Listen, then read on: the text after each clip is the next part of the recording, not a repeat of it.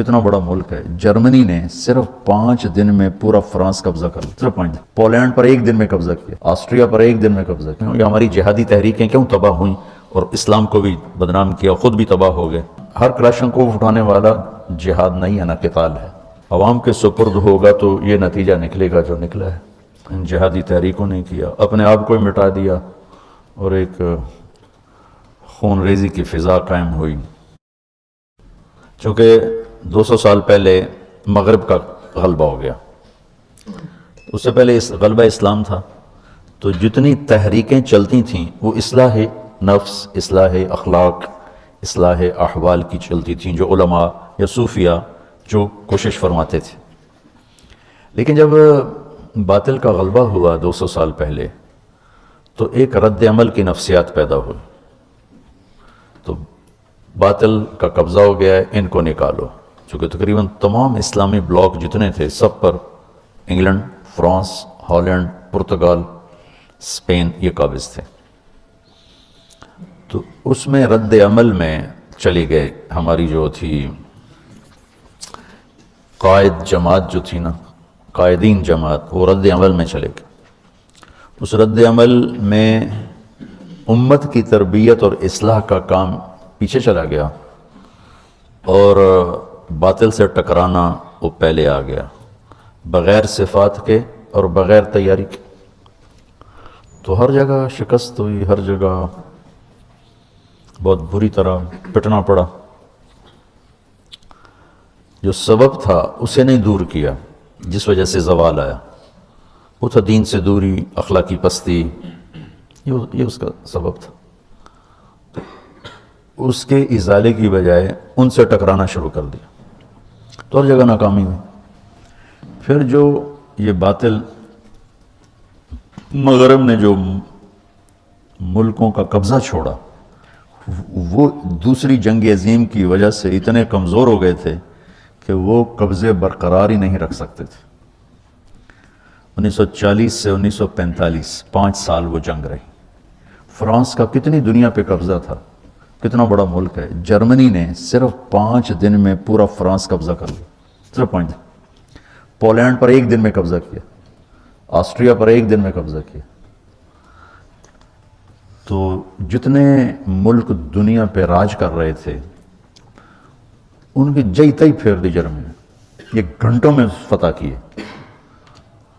تو وہ اس قدر کمزور پڑ گئے کہ انہیں ان ملکوں پہ قبضہ رکھنا ناممکن ہو گیا. تو وہ چھوڑنے پر مجبور تھے. تحریکوں نے باعزت چھڑوا دیا کہ بھائی چلو بھائی آپ کا مطالبہ بہت زیادہ ہو رہا ہے تو ہم جا رہے ہیں. یہ بات کبھی بھی نہ جاتے. کون چھوڑتا ہے اپنی مقبوضہ جات چیزوں کو, کون چھوڑتا؟ اس قابل نہیں رہے تھے. لندن کھنڈر بن گیا, پیرس کھنڈر بن گیا, ہالینڈ کھنڈر بن گیا. جرمنی نے تباہی پھیر دی.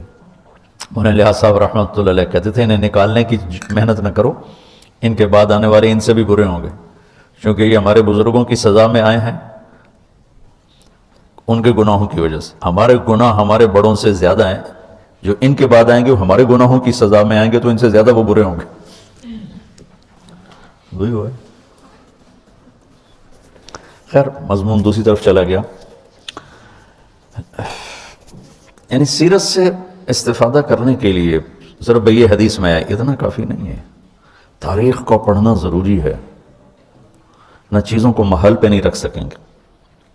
قرآن کا, سیرت کا, تاریخ کا, محل وقوع, جغرافیائی ماحول عرب کا, یہ ساری چیزیں سامنے ہوں. ہماری جہادی تحریکیں کیوں تباہ ہوئیں اور اسلام کو بھی بدنام کیا, خود بھی تباہ ہو گئے, نام و نشان مٹ گئے کہ بس قاتلوہم, ایک آیت سامنے آ گئی, شروع ہو گئی اور اپنوں کو ہی ذبح کرنے لگے. اب یہ دیکھو کتب علیکم الصیام, الف لام ہے نا, ان الصلاۃ کانت علی المؤمنین کتابا موقوتا, الف لام. اقیموا الصلاۃ, الف لام ہے. آتوا الزکاۃ, الف لام. تو فمن فرض فیہن الحج, الف لام ہے. اور دوسری آیت کا وَلِلَّهِ عَلَى النَّاسِ حِجُّ الْبَيْتِ, تو معرف بالاضافہ ہے.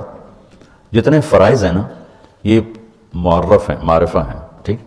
اور معرفہ متعین ہوتا ہے، نکرہ غیر متعین ہوتا ہے، ٹھیک؟ تو کتب علیکم القتال الف لام کے ساتھ، ہر بندگی کو نماز نہیں کہتے، ہر خرچ کو زکوٰۃ نہیں کہتے، ہر بھوکا رہنے کو روزہ نہیں کہتے، 2 چادریں پہننے کو حج نہیں کہتے. ایک مخصوص شکل ہے، ایسی شکل جو اپنی پہچان کروا دے، اس لیے تو اس کو معرفہ کہتے ہیں. تو قتال پر بھی الف لام ہے. ہر کلاشنکوف اٹھانے والا جہاد نہیں ہے، نہ قتال ہے. اس کے لیے کیا شرائط ہیں؟ اس مضمون کو علامہ عز الدین نے بیان کیا، پہلی دفعہ قلم اٹھایا ہوں. یہ 7ویں صدی کے عالم ہے، بہت خوبصورت. الف لام یعنی معرفہ کی صفات شرائط پوری کر کے ہوئے نا، ایسے تو نہیں جو کھڑا ہو جائے. جب یہ عوام کے ہاتھوں میں گیا، نماز ایک انفرادی فریضہ ہے، عبادات انفرادی فرائض ہیں. یہ جو جہاد بمعنی القتال، یہ حکومت کے جھنڈے کے نیچے کیا جاتا ہے، عوام اسے نہیں کرتے. عوام کے سپرد ہوگا تو یہ نتیجہ نکلے گا جو نکلا ہے. ان جہادی تحریکوں نے کیا، اپنے آپ کو ہی مٹا دیا اور ایک خون ریزی کی فضا قائم ہوئی. اللہ نے اس سے نکال دیا، اس کا فضل و احسان ہے. تو ضعف کے زمانے کے احکام اور ہوں گے، قوت کے زمانے کے احکام اور ہوں گے.